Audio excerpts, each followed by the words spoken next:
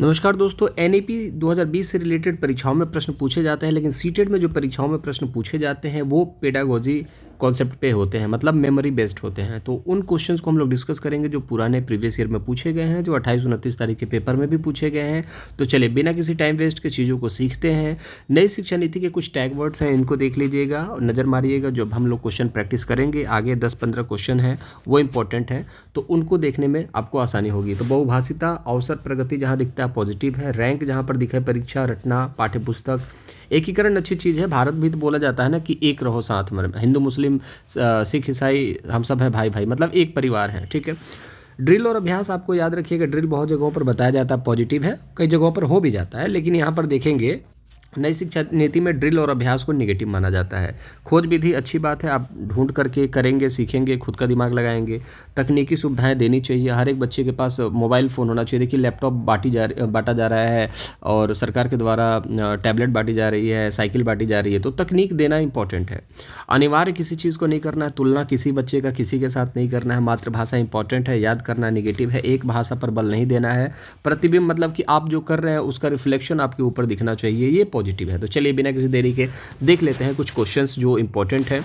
बाकी चैनल को अभी तक सब्सक्राइब नहीं करा तो चैनल को सब्सक्राइब जरूर कर लीजिएगा दोस्त, गुरु दक्षिणा के रूप में, अगर आपको हेल्प मिले तो। नहीं मिले तो मत कीजिएगा। बाकी इसकी जो पीडीएफ है, जो मैं आपको ये चीज़ें बता रहा हूँ, इसकी पीडीएफ जो है टेलीग्राम चैनल पर मिल जाएगी, और टेलीग्राम का जो लिंक है वो डिस्क्रिप्शन बॉक्स में दिया हुआ है नीचे, या कमेंट बॉक्स में भी पिन है, आप जा करके वहाँ से टेलीग्राम से जरूर जुड़िएगा, वहाँ पर बाकी सारी पीडीएफ मिलेगी। तो पहला प्रश्न है आप लोगों के लिए कि राष्ट्रीय शिक्षा नीति 2020 प्रस्तावित करती है कि शिक्षा कैसी होनी चाहिए। तो मैंने अभी आपको बताया टैग वर्ड के थ्रू, अन्वेषण, ठीक है, इन्वेस्टिगेशन की बात की जा रही है। इन्वेस्टिगेशन मतलब कि खोज करना, ठीक है, दोनों चीज़ एक ही है, तो खोज करके सीखना ये पॉजिटिव होता है। वेधन और अभ्यास, अभ्यास नेगेटिव होता है। पाठ्यपुस्तक मैंने बताया नेगेटिव होता है। परीक्षा नेगेटिव होता है। तो देखो कितनी आसानी से हम लोगों ने टैग वर्ड के थ्रू एनईपी को भी निपटा दिया, ठीक है। तो बाकी नेक्स्ट क्वेश्चन देखते हैं। एक और सवाल है यहाँ पर, पर्यावरण अध्ययन एनईपी 2020 में अनुभवात्मक सीखने में वृद्धि के लिए शिक्षण शास्त्रीय अभ्यासों का चुनाव कीजिए। तो शिक्षण शास्त्री मतलब पेडागोजी की अगर हम बात करें कि कौन सी ऐसी विधियां हैं जो कि आपको पर्यावरण सीखने में आपको अच्छा अनुभव देंगी।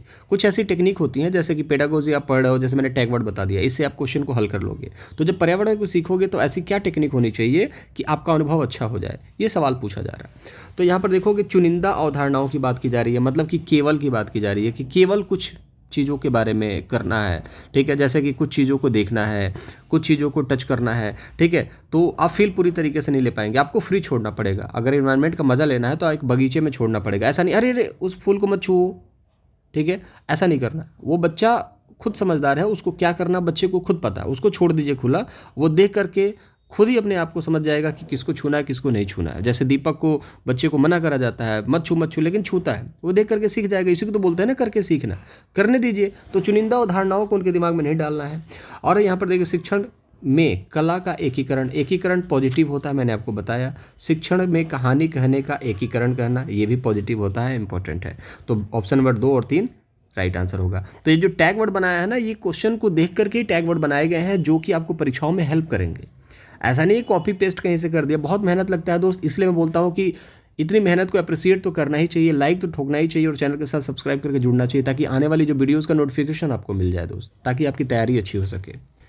ये सवाल एक बनता है, सिर्फ और सिर्फ एक ही सवाल ऐसा देखने को मिला जो कि इस तरीके का था। बाकी सारी चीज़ें जो थी पेडागोजी के बिहाफ पर थी, माइंड मेमोरी बेस्ड क्वेश्चंस थे।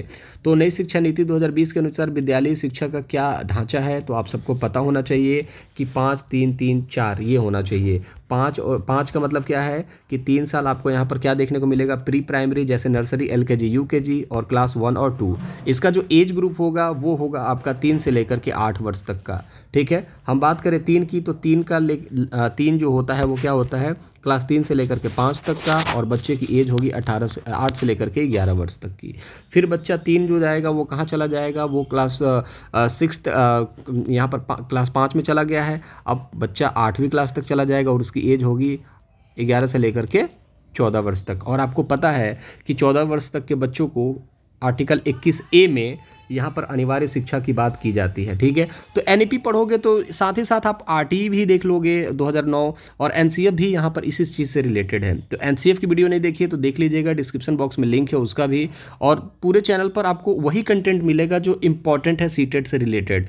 तो चैनल पर एक बार विजिट कीजिए, जो इंपॉर्टेंट आपको लगता है वो देखिए, जो परीक्षाओं के लिए उपयोगी है। ठीक है, तो 8वीं क्लास तक का हो गया। फिर जो 4 है वो 8 से लेकर के 12 क्लास तक के लिए होता है, और एज जो होती है वो होती है आपकी 15 से लेकर के 18 वर्ष। आप इस चीज़ को याद रखिएगा।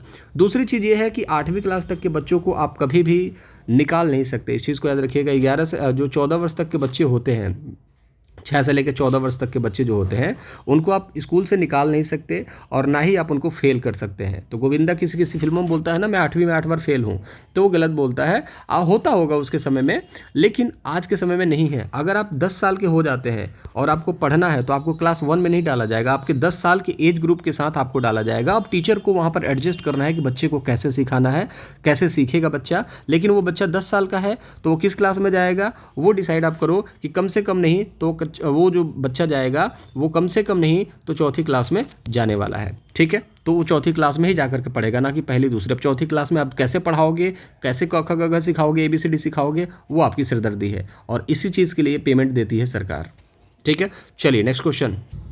अगला सवाल यहाँ पर है कि दिव्यांग छात्रों की शिक्षा के संदर्भ में निम्न में से किस प्रावधान को राष्ट्रीय शिक्षा नीति 2020 के द्वारा बढ़ावा नहीं दिया गया है।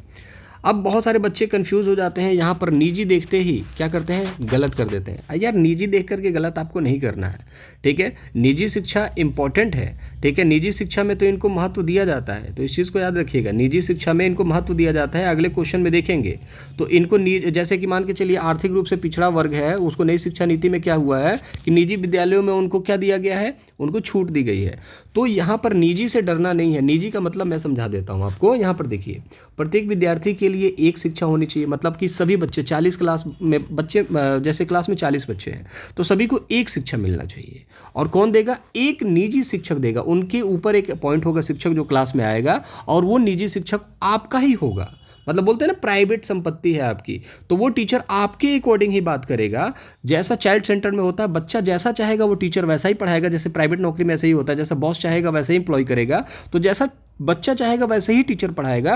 तो 40 बच्चे हैं, अब 40 बच्चे, जैसे 30 बच्चे होते हैं प्राइमरी में, ये आरटी 2009 के हिसाब से, तो अगर यहाँ पर 30 बच्चे हैं और टीचर एक है, तो 30 बच्चों को एक ही शिक्षा देगा, और टीचर जो होगा उन 30 बच्चों के लिए एक ही होगा। ठीक है, तो इसको लेकर के आप टेंशन ना लें, ये सही ऑप्शन है।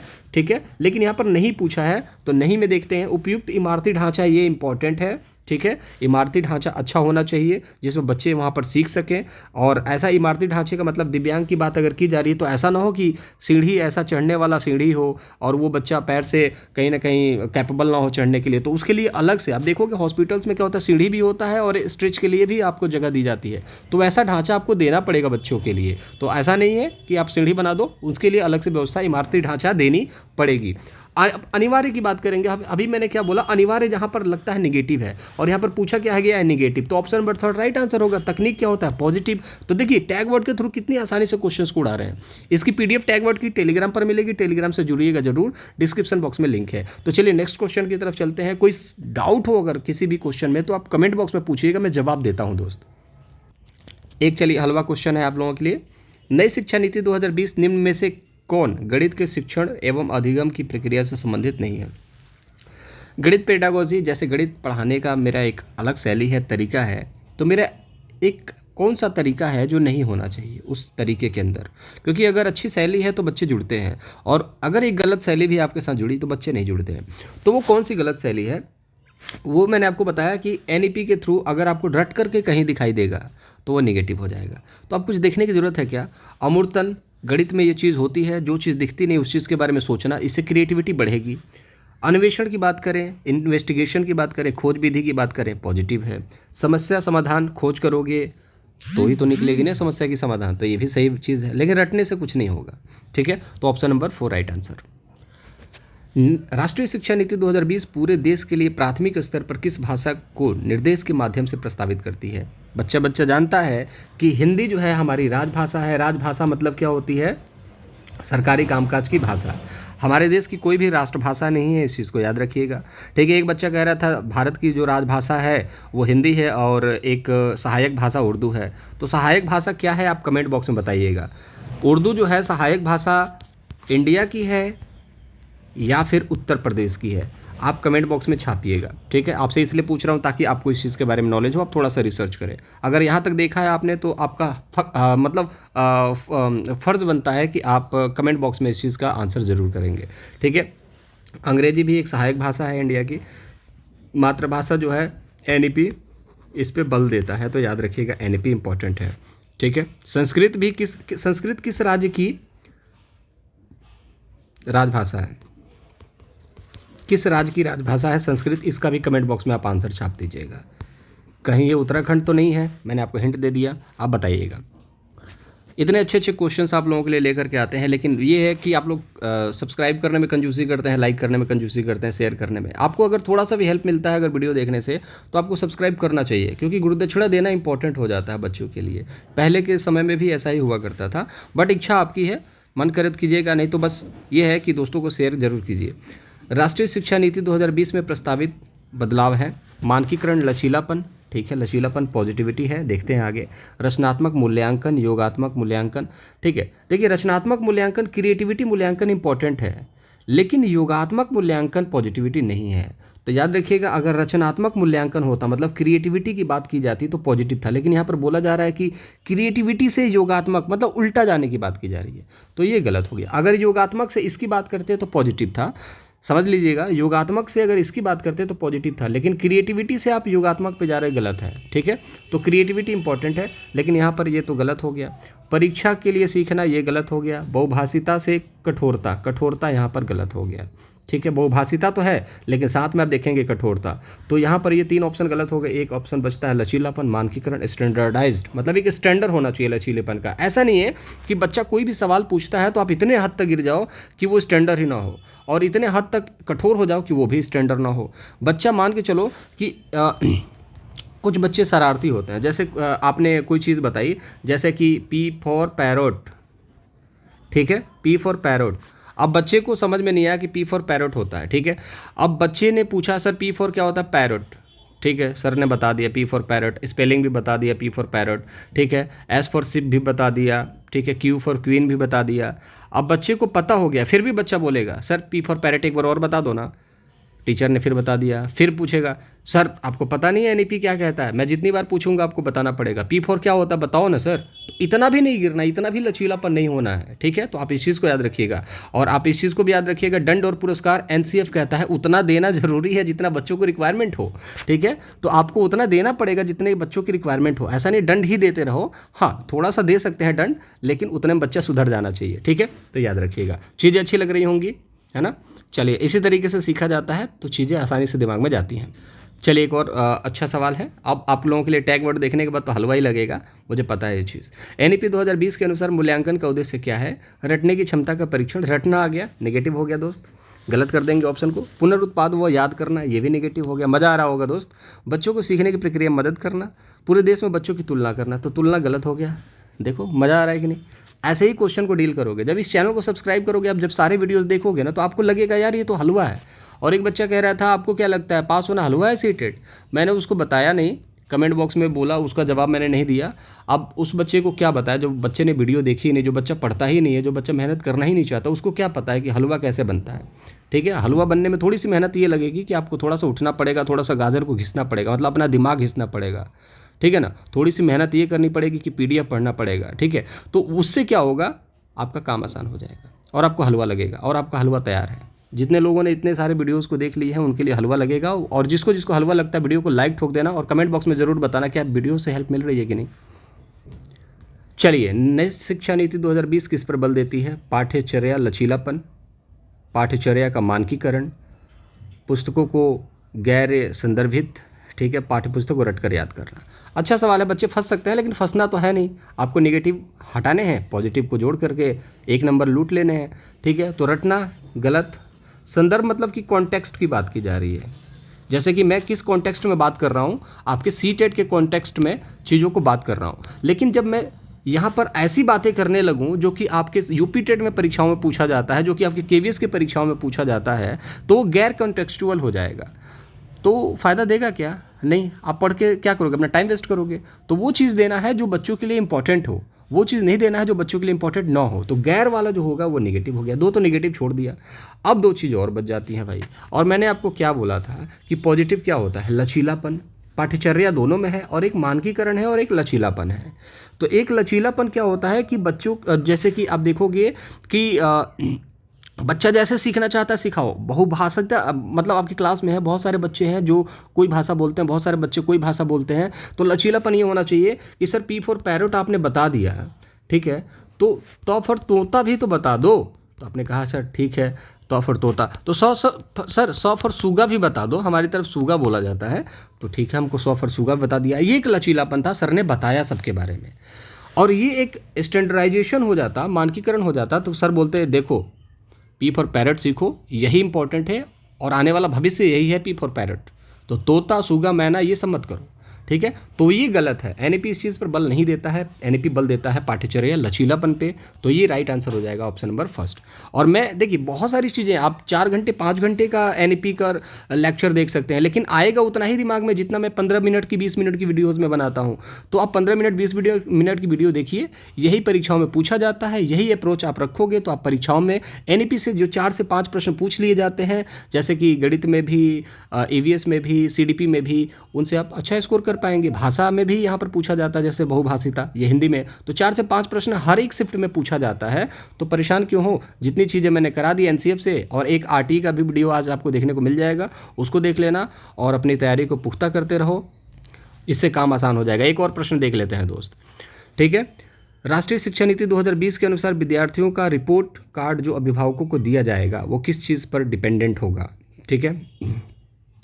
मान लीजिए मैं आपको पढ़ाता हूँ और आपकी कहीं ना कहीं मुझे आपका मूल्यांकन करना है, आपको रिपोर्ट सौंपना है भाई, कि भाई बच्चा क्या प्रगति कर रहा है, क्या प्रोग्रेस कर रहा है। जैसे आप लोग खुद बताते हो सर मैं आपके वीडियोस देख करके ऐसा लगने लगा है कि अब मैं पास हो जाऊंगा, अब हर चीज़ इजी लगता है। बहुत बड़े बड़े लोग हैं जो पढ़ाते हैं, ऐसी बात नहीं है, सबका पढ़ाने का तरीका अलग है, मेरा तरीका अलग है। किसी को मेरा तरीका अच्छा लगता है, नहीं लगता है।